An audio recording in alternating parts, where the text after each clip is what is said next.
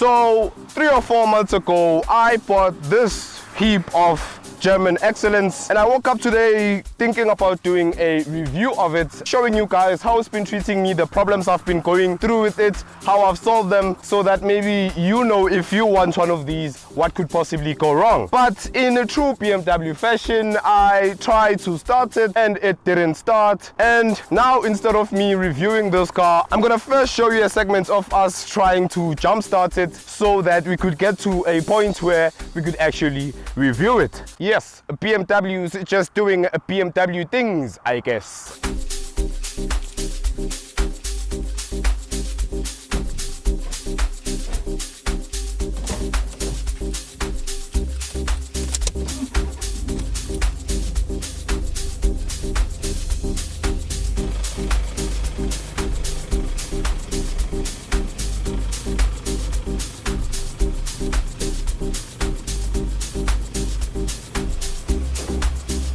Oh no! Yeah, what is it now? I ain't getting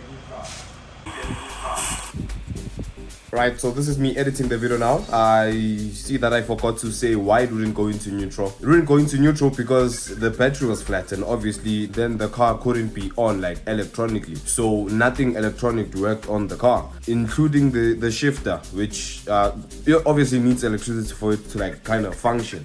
So now what you're gonna see me do is open up the gear selector, and then there is a safety switch that allows you to switch it into neutral manually.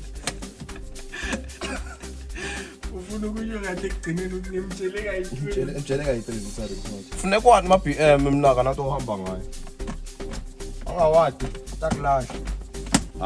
Yeah, I'm gonna come back again while editing to explain a few other things. So yeah.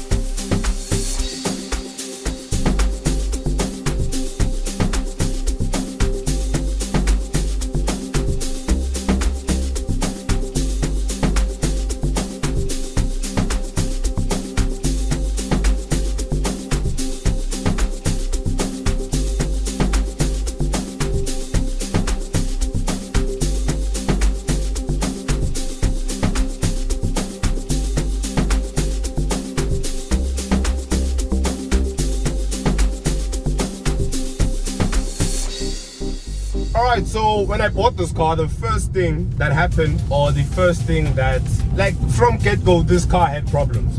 Like I got it the first day, got it to rest. I wake up the next day, drive it to Pick n Pay, go do my grocery shopping, normal, like a normal person does. I come back and there's a puddle of oil on the floor. Now, this is really surprising to me because, as you know, the DECRA report said the car had no leaks, the car was fine. So I'm like, what is this now? I didn't understand why the car was leaking at that point. I know now because I had it fixed. But the solution, the only solution I could think of at that time was to take it to Turbo and Service and then have them do an inspection for me. Because when you do a major service with them, they also give you a free full vehicle inspection. So I get there, they're doing the inspection, and they find so many things wrong with this thing. I couldn't even believe it. It was like a full A4 paper full of issues that had to be addressed about this car. I'll show the full A4 right here on the screen. But now my problem was I had to figure out which issues were essential, because there was a lot of issues. To list a few, brake pads were slightly worn. There were a lot of lights that were out that you saw me replacing. I was doing one of my episodes, you saw me replacing the front and the rear lights also. So yeah, amongst those issues also there were a lot of engine seal issues. So I think the seals that I had replaced at that point was oil sump seal. I had the oil filter seal, like where the oil filter locks onto the block. I had that seal replaced. I had a new filter housing also replaced. So I'm not sure if the seal came with the housing or how that worked, but that was also replaced. My tappet cover gasket was also replaced. It was an oil cooler gasket or something like that, also replaced. So a lot of parts, just a lot of seals had just gone wrong, which is normal to expect with such an old BMW. I'll just list everything now over voiceover. Anything that I don't remember, I'll just read the entire list right now. I replaced the front crank seal, oil filter housing, oil cooler seal, tappet cover gasket, sump gasket, valve stem seals, head gasket, water pipe going from the water pump to the top, both cam position sensors, both vinyl solenoids, entire fuel pump assembly, rear left tire, also did a major service and a new battery. Yeah. So yeah, you can see that there were a lot of problems that this car had, and I had them sorted. I went to turbo in service, had those issues sorted, and then the car started smoking out of nowhere. And like, this happened when they gave the car back to me. They told me they discovered another problem, in that now the car was smoking. They told me that the main issues with these E90s is the valve stem seals. So I bought the valve stem seals. I didn't have them installed by Turbo in Service because they do charge a lot for labor. That would have been a full engine strip job. So I decided that I'm gonna just buy the gaskets, then have them replaced by my local mechanic. I get home, talk to my mechanic, he replaces my stem seals, and we have a problem. Now the car is in limp mode. It has a check engine light on and doesn't want to go over 140 kilometers an hour, and it doesn't go uphill like it used to. It's just fully in limp mode now. So I spent the entirety of the December month with my mechanic just trying to figure out what caused all these issues. Long story short, what ended up happening, the original job was just the head gaskets and the valve stem seals, because you can't replace valve stem seals without opening the top, and once you open the top you obviously have to replace the gaskets.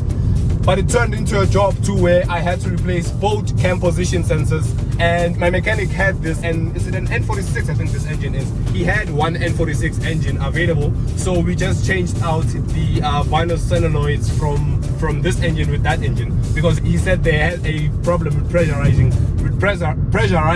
because the valve stem seals were leaking oil, obviously, so the oil pressure in the engine wasn't normally what it was supposed to be, and that messed up my vinyl solenoids.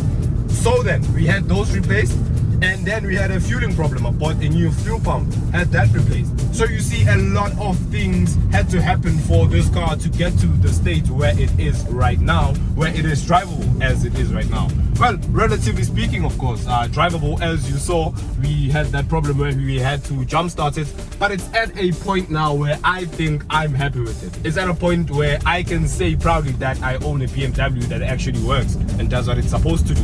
Doesn't smoke anymore. There are a few minor issues here and there. As you can see, my dashboard is kind of a Christmas tree right now. It is kind of lighting up like crazy, but besides from that, a majority of the big issues that I had with this car have been sorted.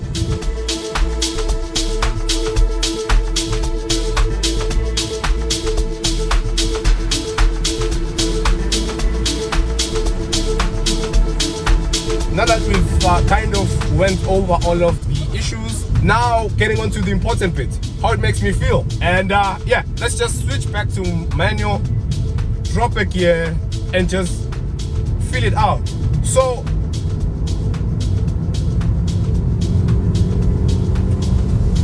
obviously before this I had the Mazda, and it was not this fast. It was not this fast at all. But yeah, I am happy to say that I really like this car's performance, the way it handles. Nothing handles like a BMW. Although it is a entry-level car, we know that it's a V20i, it's the lowest of the low. It is still a BMW, still has BMW bits, suspension and design and stuff like that. The way this car handles the road is incomparable to any car I've ever driven, ever. Before this point, I think before I drove my sister's F30 320i, this was the best car I had ever driven in terms of just road handling. Yes, it might not have all the power in the world that maybe all of those 6 cylinders might have, but for me, this is enough. This is good enough. this car is absolutely insane in terms of how it handles. And yes, I am a crazy driver. I do push it more often than not. And so I do get to experience it for the BMW that it is. But for the price and for what you're getting, I definitely do not regret selling the Mazda at this price point. Plus, cruising over long distances, maybe going from here, from home, all the way to Joburg and back, it is really economical.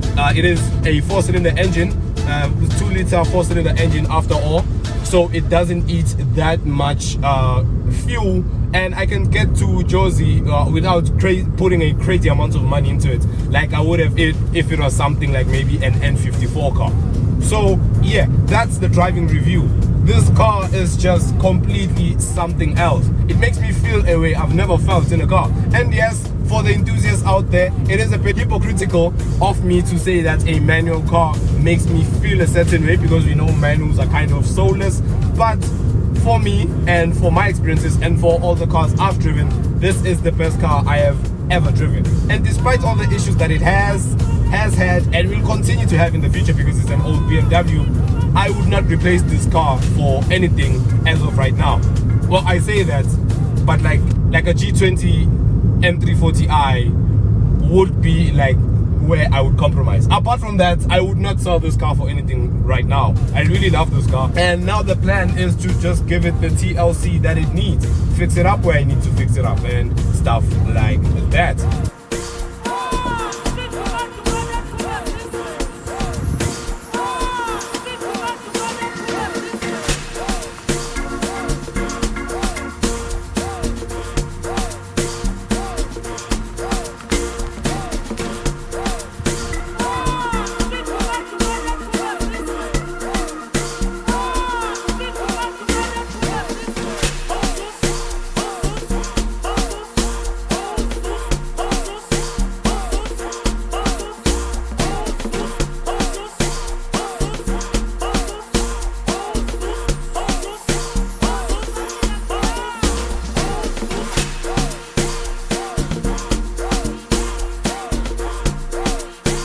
Getting into this platform, I really had no idea what I was dealing with. I was kind of very naive. I just wanted to get into BMW because I'm really passionate about the brand. But now that I've owned a BMW, I know what you need to be an old BMW owner.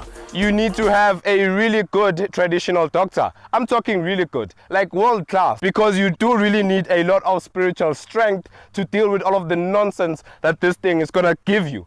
But at the end of the day, if you are a person who is very spiritually strong, who is in touch with their ancestors, you can handle it. No, I'm kidding, of course, but yeah, if you think you can handle all of the issues that I have said in this video and then continue to handle even more just because of the pure love that you have for the brand, then by all means, get yourself an old one of these, but please make sure that you do thorough research whenever you want to buy one. Make sure you're buying a good example. I didn't. I thought I did research with the DECRA reports and stuff like that, but turns out that thing is not to be trusted. So make sure you do your own research. You bring a technician whenever you're looking to view a car that you want to buy, making sure that you're buying something once and not going to cry later. Yeah, I think that is the conclusion for the old BMW. It's just, if you're passionate about it, then there is nothing that this thing will throw at you that will make you quit. But if you're not, just get yourself an i10 and save yourself all the problems. A used i10 is probably the same price as this thing, so just get yourself one and save yourself a lot of sleepless nights and crying and shivering yourself to sleep. Yeah, thanks for watching.